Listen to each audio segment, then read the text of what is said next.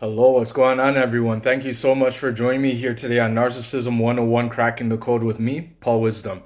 Okay, so before we get into what we're going to talk about, as usual, if you want a one-on-one session, you can email me at paul.wisdom_03 at hotmail.com, or you can send me a text message at 647-406-3057. If you want to talk, if you want to vent, if you need suggestions, if you need to, if you have questions about some of my videos or any of the content, you're more than welcome to send me a message. You're more than welcome to talk with me. If you want to call, just send a text message to that number and just let me know that you would like to talk about your narcissistic situation, just so that I know it's you and just so that then we can get you the help that you need. All right, so what we are going to be talking about today is you're damned if you do and you're damned if you don't.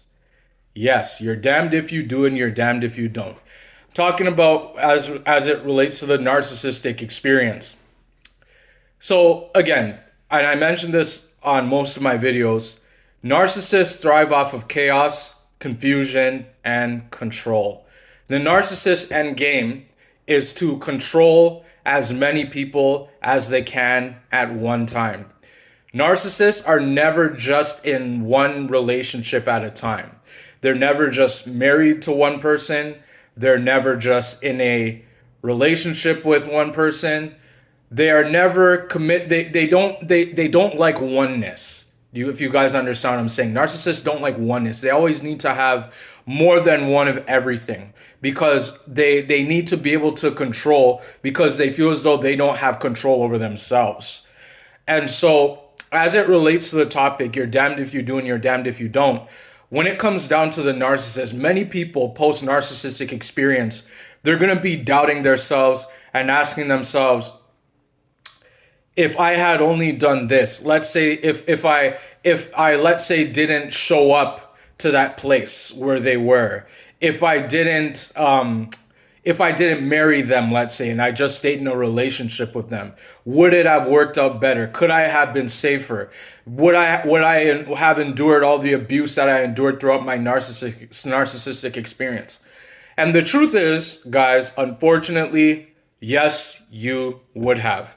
Now, does it mean that you would have got involved with the same narcissist, that same person? No, maybe not. But you would have encountered somebody much more different than the narcissist, potentially someone much more dangerous than the narcissist, someone from the dark tetrad or dark triad or whatever that is. And what the dark triad is psychopath, narcissist, and the third one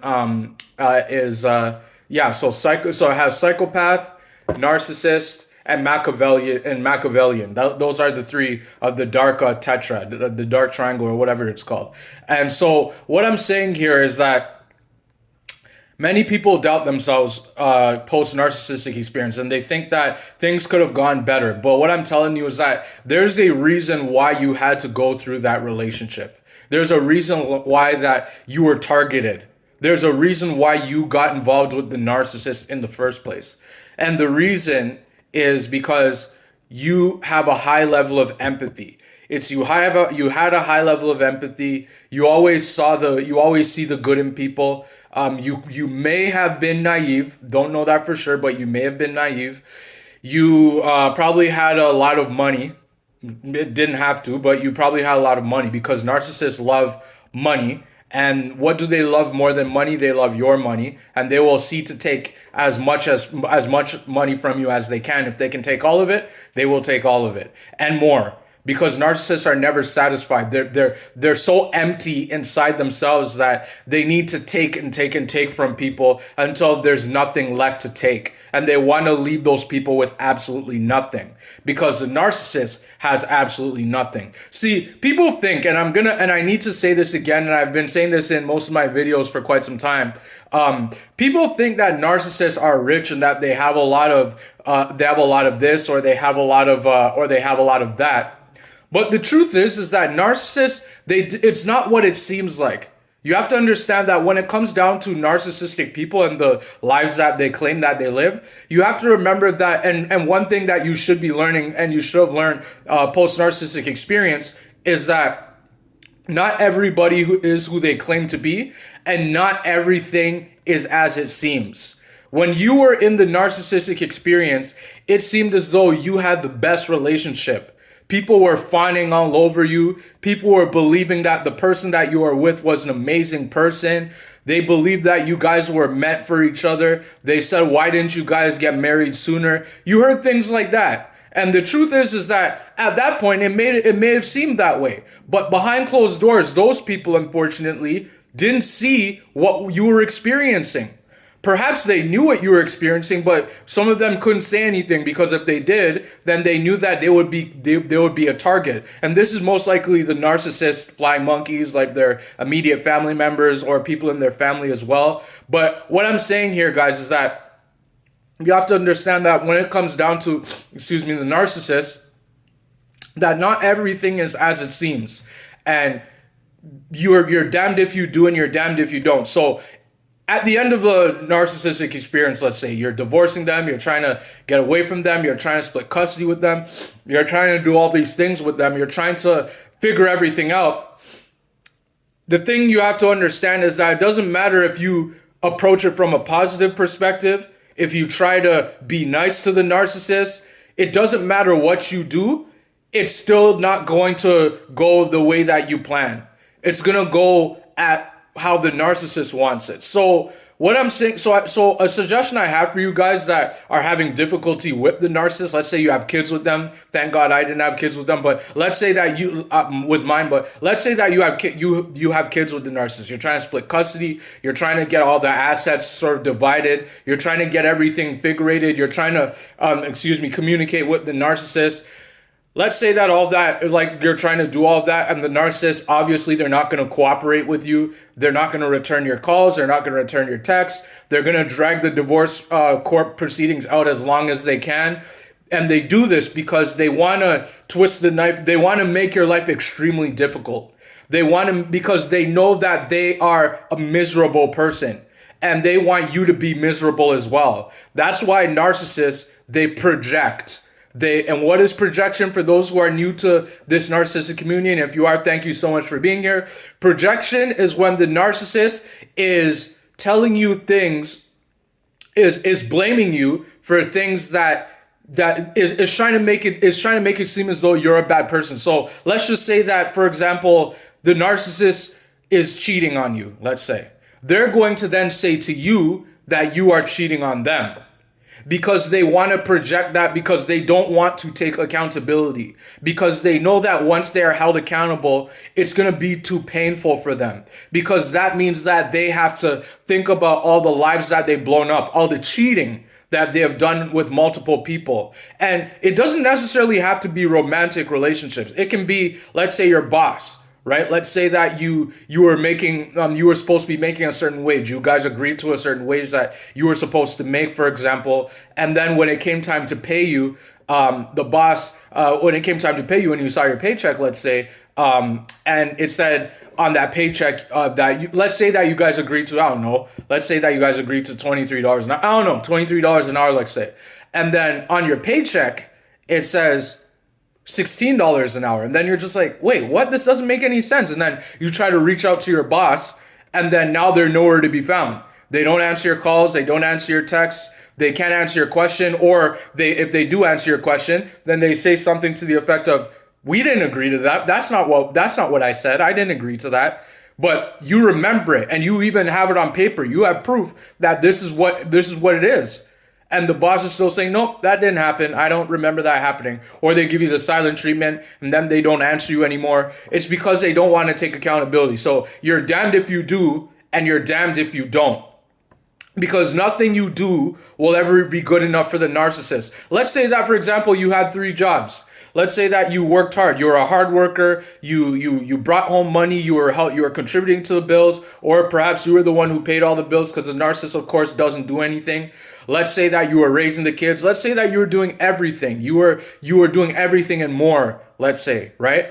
Even still, the narcissist would still not think that you were good enough. They would still blame you, and they would say something to the effect of, oh, I didn't ask you to do any of that, or, oh, well, you could do more, you could do this, or you could do that, or let's say that you're taking a rest. Let's say that you're taking a break, for example. You just finished, cooking for 4 hours straight in the house, and you just did some housework. You were taking care of the kids. You were changing the kids' diapers. I don't know, whatever it is you were doing, and then you're just taking a rest. You're taking a break, and then the narcissist comes to you and says, "Why are you resting? Well, don't you know that there's cleaning to do? Don't you know that that we have to go get groceries?" And then you're sitting there like, "What are you talking about? I just finished doing this stuff for 8 hours straight. What are you?"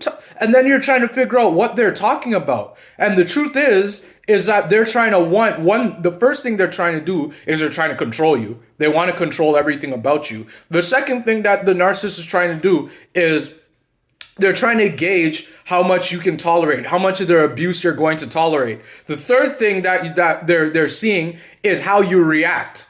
Narcissists always are checking you. They're always trying to compete with you to see how much you can handle. And they want to have a one-up on you, knowing that they know something that you don't, or they can do something better than you. That's why if you notice when you were in your narcissistic experience, many times when you were dealing with the narcissist, let's say that you had a specific thing that you were good at. Let's say that, I don't know, it was making crafts, doing crafts with the kids or something like that. I don't know, whatever you want to say. You were really good at something, and the narcissist saw that you were good at something and they weren't good at that. They would actually come and say to you, "You're not good at that. Why do you do crafts? Why do you draw? You're not good. You're not a good artist, even though you've made millions of dollars off your paintings and you're really good. And people tell you all the time how good your work is. But the narcissist says, you're not good at what you do. What do you should quit. You should find another skill set. You're not good at that."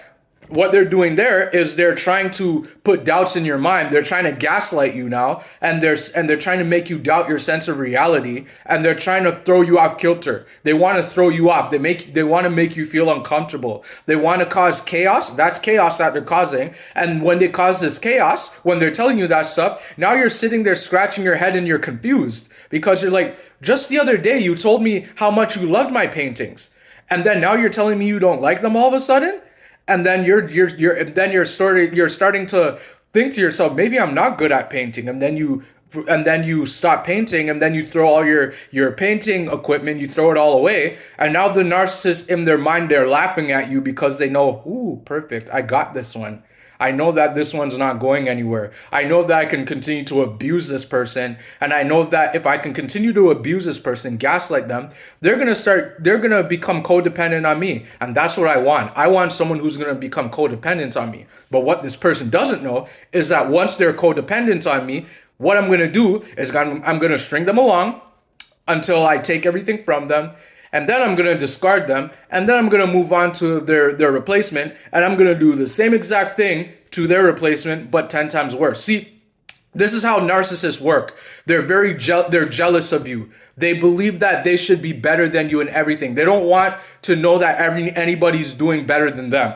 Right? They can't have that. They need to be the center of attention with everything. They need to be everything. They need to be the king or the queen. They need to be, they want it all. They want all eyes on them, right? That's why you notice that when it comes down to, let's say, events and things like that, important events. Let's say that there's like a banquet or a wedding or something like that you and the narcissist are supposed to go to. And again, you didn't know that they were a narcissist. And one, they either make you guys late, like they start doing things. They say, oh, I need to use the bathroom, and they're stuck in the bathroom on their phone looking for your replacement. Or let's say that they say, oh, my back is hurting. I just need to sit for a minute just to ease the pain of my back. Or, I forgot to do this. I remember I had an assignment from work that I have to start. And you're scratching your head like, we talked about this for weeks and months.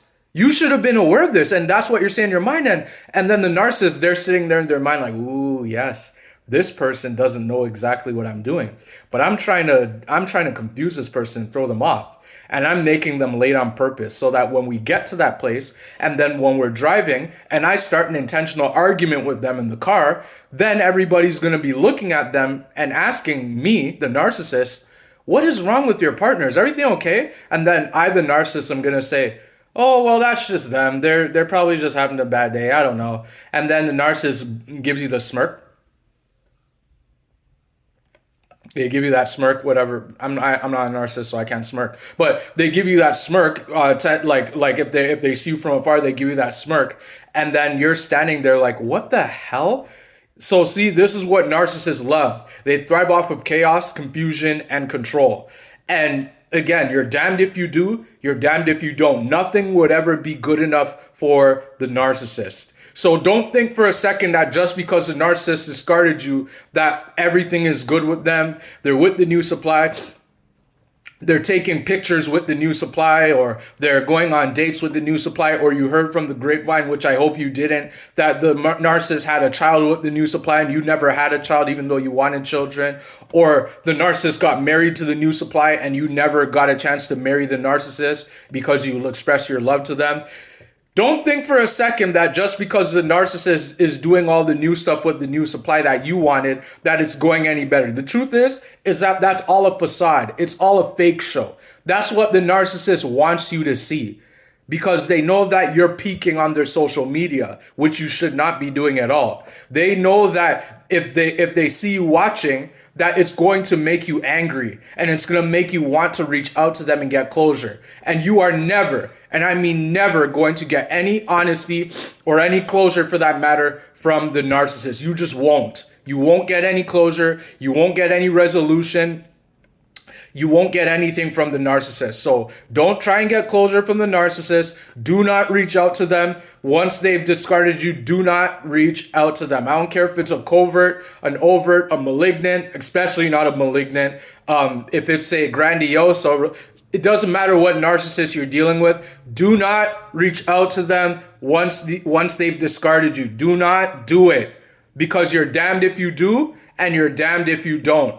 Nothing's going to come good if you reach out, because when you reach out, the narcissist is going to think, one, that you're weak. The second thing the narcissist is going to say in their mind is that you can't do without them. The third thing is that when you reach out to the narcissist probably won't even reach back out to you. They'll probably just ignore you, and they'll probably just show the new supply what you're saying to them. And then the new supply might even reach out to you and make fun of you and poke jokes at you, and then say how much of a bad, terrible person you are because the narcissist smeared you to the new supply and whatever else. So what I'm saying here, guys, is that the narcissist, you're damned if you do and you're damned if you don't. It doesn't matter what you do. I don't care if you're the narcissist caregiver, if the narcissist was your parent. I don't care if you were the best brother or sister to the narcissist who was your sibling, brother or sister. I don't care if you were the best employee to your boss, like you were the A+ employee who did everything and more. You're damned if you do and you're damned if you don't. Nothing will ever be good enough for the narcissist. The narcissist wants to destroy people. They want to crush people. They don't love anybody. They don't. If you think that the narcissist loves the new supply, I promise you, they don't. And it's just a matter of time before that new supply is going to find out that the narcissist is a narcissist. And if they don't, it's a matter of time before the narcissist completely destroys the new supply. It's just a matter of time. Because the matter of time for you, it came eventually, didn't it? That's why you're watching my video, right? But what I'm saying is that you're damned if you do and you're damned if you don't. It doesn't matter. That's why I made this video today, to let you know that it doesn't matter what you did or what you're doing. You're damned if you do and you're damned if you don't. So you have to keep that in your mind, that it doesn't matter what I do. It doesn't matter how far I go, how much I try. They're never going to love me. They're never going to accept me. They're never going to want peace. They're never going to want to resolve anything. They will never say sorry to me. Once you establish all those things, you got to let these people go. You've got to block them. You got to remove them out of your life. You got to stop contacting them. You got to stop giving them second chances. This is the year, this is the era where we now understand that we cannot keep giving people second chances. I don't care if it's your parent. I don't care if it's your sibling. I don't care if it's your boss. I don't care who it is. You got to stop giving people second chances, because that's what you've been doing all your life. Especially if you're watching this video. I know I was doing that all my life. I was giving people many second chances. People who were disrespecting me, people who were abusing me, people who were using me taking advantage of me. People who were, I was dropping everything I was doing just to cater to their needs to the detriment of my own. I was giving to them. And after a while, I started to realize that anytime I needed them, they were nowhere to be found. They didn't respect me for who I was. They didn't want the best for me. They didn't have my best interests at heart. So I had to stop. I reached a point now where I said, you know what? No more second chances. I'm done. I'm done. It's over. And that's when I came to the realization it's time to block them, delete them, remove them and all the people that they know, and stop talking to them. So that's what you have to do too, in order to understand that you're damned if you do and you're damned if you don't. Because it will never be good enough no matter what you do. Doesn't matter how much money you have. Doesn't matter if you have a big house, if you have 3 cars, if you own 3 businesses, if you are the best looking guy, if you're a handsome guy and you're a beautiful looking gal. It doesn't matter. All that doesn't matter to the narcissist. You are replaceable to the narcissist. You are replaceable. The narcissist will replace you like that. They will move on to someone else just like that. And you're not going to see it coming most times. It'll come out of nowhere. You could be having the best day with them, and then out of nowhere you get a text in your phone, or you come home to an empty house, or they flat out tell you, I'm seeing someone else, and then they walk away from you, and then you're scratching like, what the frick just happened? What in the hell just happened? And you don't know what happened. But the truth is that that person you're dealing with is a narcissist. They are a narcissist, believe it or not. Whether you want to believe it or not, they are a narcissist. And this is happening a lot now. It's happening right now as I'm creating this video and you're watching it. It's happening more than you think. You just don't see it happening all around you. So that's what I wanted to cover today. Again, thank you so much for being here on Narcissism 101, cracking the code with me, Paul Wisdom, today. If you want a one-on-one session about this, you can email me at paul.wisdom_03@hotmail.com, or you can send me a text message at 647-406-3057. If you want to talk, if you want to vent, if you need help with your situation, just if you want to even call me, just send a text to that number and just let me know that I want to talk about my narcissistic experience. I need your help, and I'll be more than happy to give you the help that you need. Okay? All right. Beautiful. So thank you so much for being here, and I look forward to seeing you on the next video. Thank you so much. Take care.